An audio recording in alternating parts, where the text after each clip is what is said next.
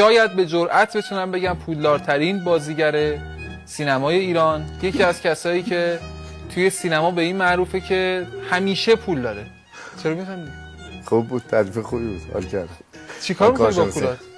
اگه تئاتر پول داشت میکائیل شهرستانی عکس مینداخت میذاشت پوز نیست سبک زندگیم. خودم خندم گرفت.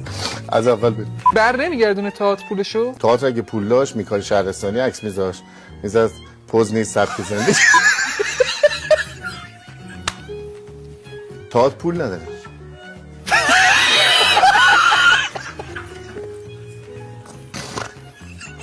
تو فقط بگو چرا؟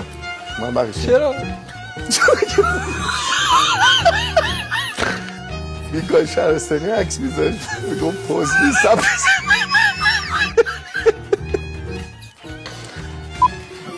پولاتو چیکار کردی؟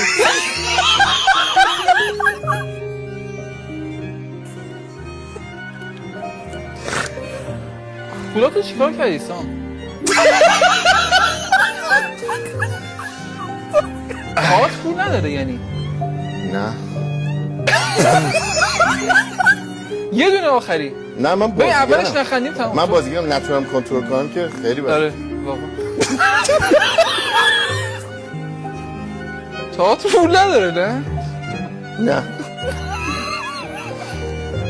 اگه داشت چی میشد؟ میکشم.